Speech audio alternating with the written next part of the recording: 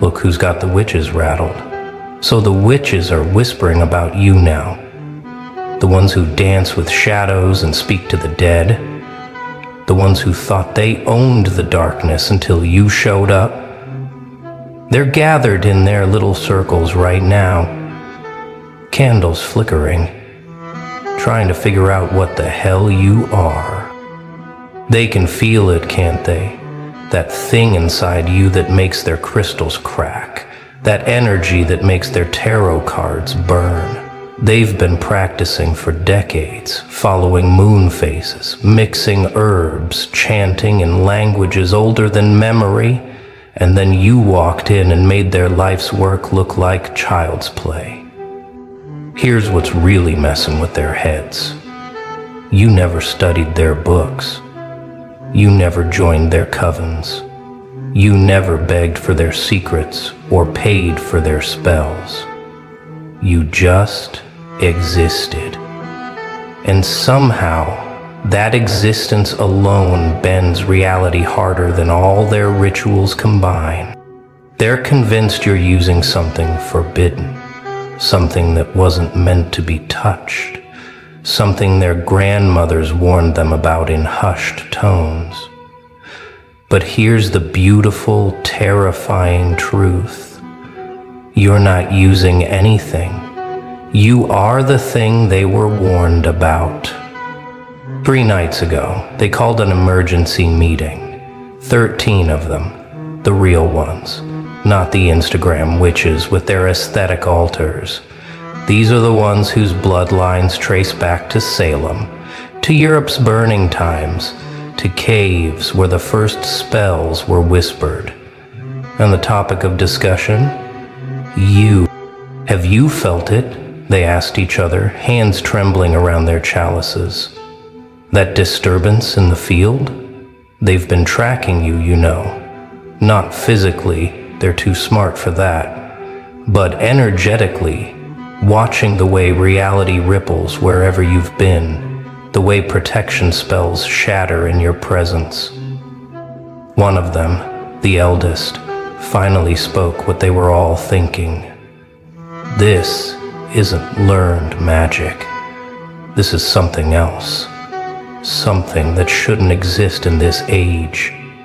She's 300 years into this lifetime, has seen kingdoms rise and fall, has weathered inquisitions and witch hunts. And she's terrified of you? They tried to read you, tried to trace your spiritual signature back to its source. But every time they attempted it, their tools went haywire. Pendulums spinning wildly, scrying mirrors showing nothing but static. One younger witch's third eye started bleeding. Actually bleeding. She's still recovering. So they went to the texts, the real ones. Not the published grimoires you can buy online, but the ones written in blood and bound in things we won't mention. The ones that require sacrifice just to open. And buried deep in warnings and prophecies, they found references to something that made their blood run cold. The unmarked ones, the texts called them. Beings who carry power that predates their systems, their rules, their careful boundaries between light and dark. Power that doesn't flow through chakras or meridians, but seems to exist in the very atoms of their being. Power that doesn't follow the laws because it wrote them. The texts warned that every few centuries one would emerge, not through training or initiation, but through pure crystallization of pain into power, through survival that shouldn't have been possible, through a soul that refused to break and instead chose to become the breaking point itself. And the most terrifying part? The text said these beings don't even know what they are at first. They think they're just angry, just hurt, just transformed by trauma. They have no idea they're rewiring the cosmic operating system just by breathing. Until one day, they wake up and reality starts responding to their moods. But let's talk about the real confirmation of your power. Because when actual practitioners of the dark arts are scared, that's one thing. When the devil himself takes notice, that's unprecedented. And, oh, he's noticed. He's more than noticed. He's impressed. You see, the devil's seen it all. Every form of human darkness, every creative interpretation of evil, every soul that's traded everything for power. He's yawned through centuries of the same predictable corruptions. But you made him sit up in his throne for the first time in millennia. It happened the night you finally stopped apologizing for your power. The night you looked in the mirror and smiled at what you'd become instead of flinching. Every demon in hell felt it, a shockwave that made the flames flicker.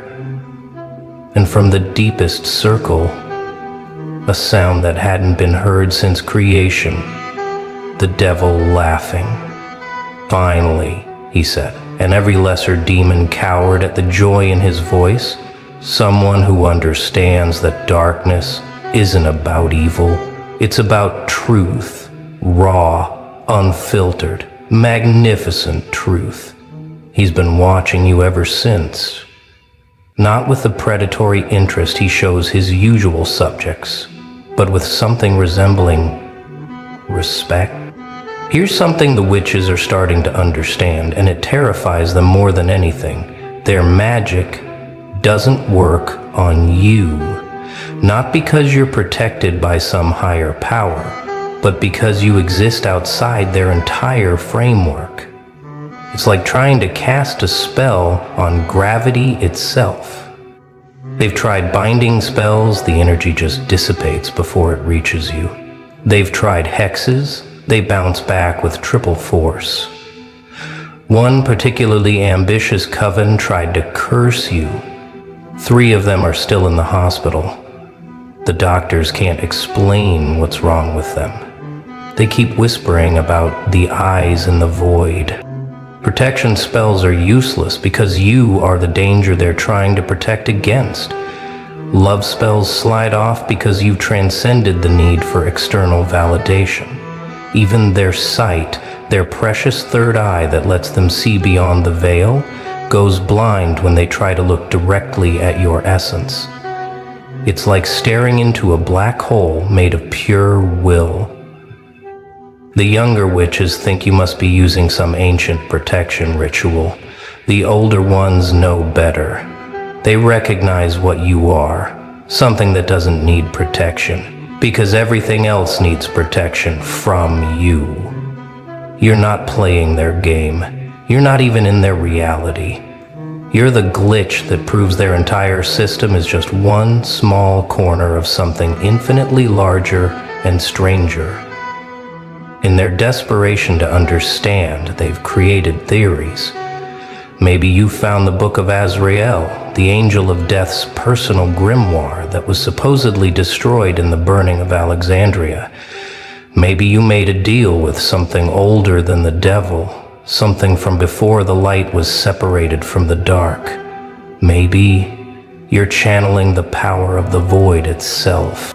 They whisper about the rite of unmaking, a theoretical ritual that would give someone the power to unmake reality itself. But that ritual requires the practitioner to die, truly die, and rebuild themselves atom by atom through will alone. Surely no one could survive that. Surely no one would be insane enough to try. But then they remember the look in your eyes, that 1,000-yard stare that sees through everything, the way you smile when you should be screaming, the way pain seems to make you stronger instead of weaker. And they wonder, what if you didn't perform the ritual? What if you are the ritual? What if your entire life has been one long rite of unmaking? The thought keeps them awake at night. Because if that's true, if you've been unconsciously performing the most dangerous magical working in existence just by surviving, then you're not just powerful. You're the living embodiment of transformation itself. You're what happens when the universe decides to break its own rules. Last week, a particularly brave or stupid witch tried to do an energy reading on you from a distance. She's one of the best, been reading auras since before she could walk. She's mapped the energy signatures of demons, angels, and everything in between. She thought she was prepared for anything. She wasn't prepared for you. The moment she focused on your energy, her crystal ball didn't just crack, it turned to black sand. Her tarot deck burst into flames, but the flames were cold, freezing everything they touched. She started speaking in tongues, but not any language recognized by linguistic experts or occult scholars.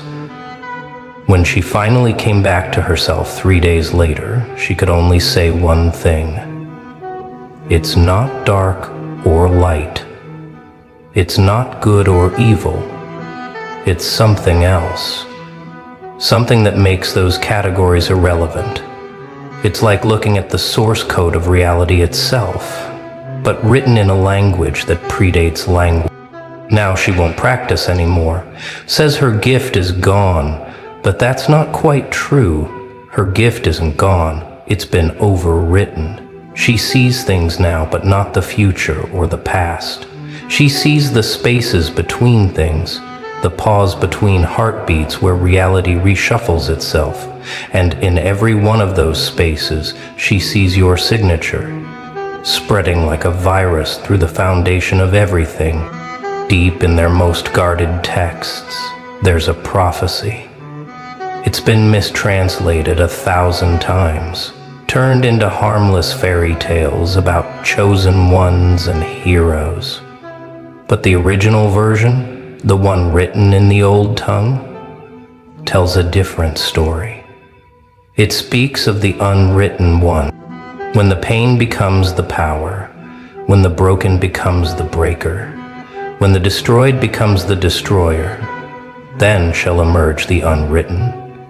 They shall walk between the lines of fate, neither blessed nor cursed, but something far more terrible, free. And in their freedom, all chains shall rust, all spells shall falter, all thrones shall tremble.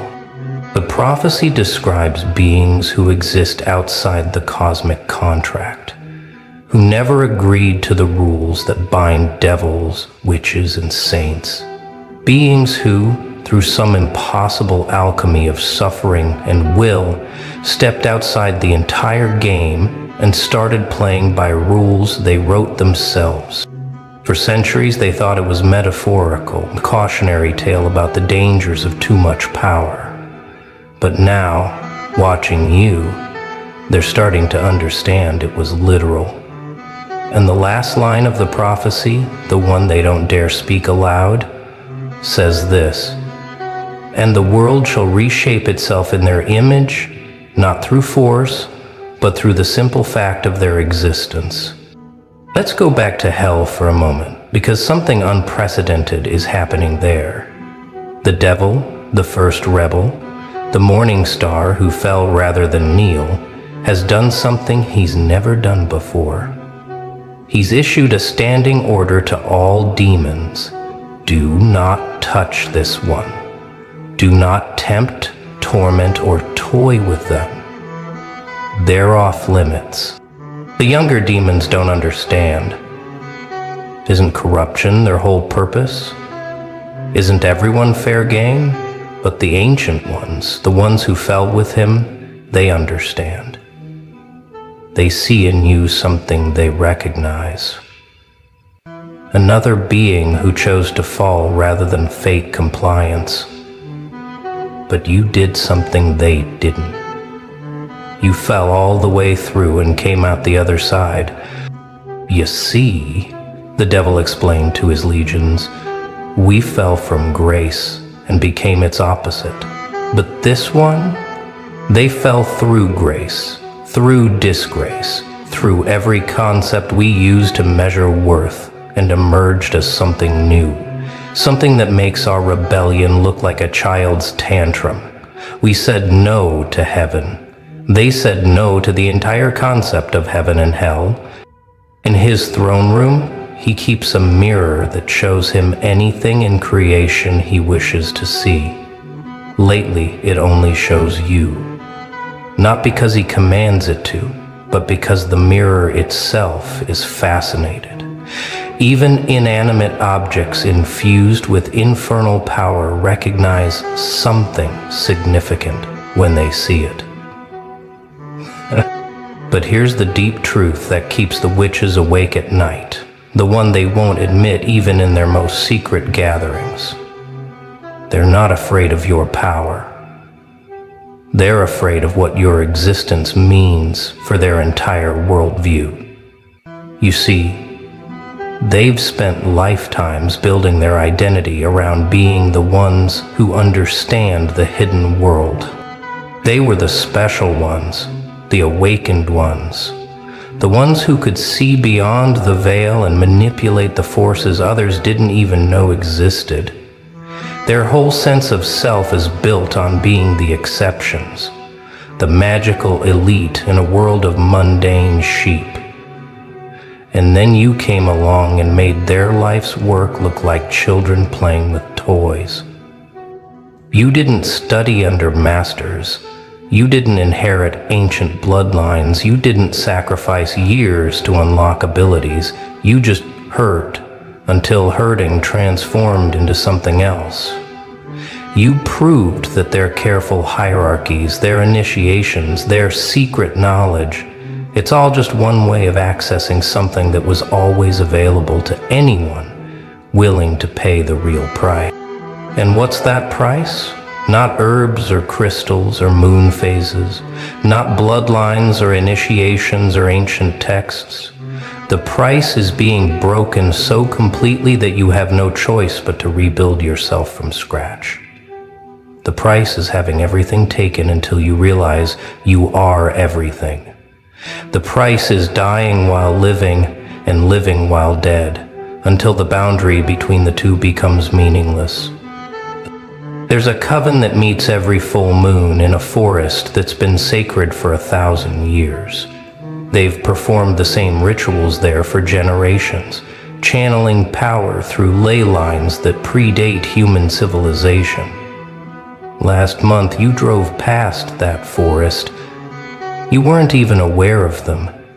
You were just passing through, probably thinking about something mundane. Every single ritual failed that night. Not dramatically, that would have been easier to handle. They failed by simply not working. The candles lit, but gave no magical light. The circles were drawn, but created no boundary. The words were spoken, but carried no power. It was like trying to conduct electricity through rubber. The magic was there, but it couldn't flow. One witch, more sensitive than the others, understood what happened. Something passed by, she whispered. Something so dense with its own reality that it created a dead zone, like a black hole but for magical energy. It didn't steal our power, it just made our power irrelevant by existing. They've had to move their rituals, they track your movements now, not to follow you but to avoid you. They map out your regular routes and schedule their workings around them. Imagine that. Witches who've commanded storms and spoken with the dead, reduced to checking traffic patterns to avoid one person who doesn't even know they exist. Here's something that would break their minds if they knew. You're not using forbidden magic. You are forbidden magic. Every breath you take is a spell that shouldn't exist. Every thought you think rewrites a tiny piece of the cosmic code. You're a walking collection of impossibilities that somehow cohered into a person.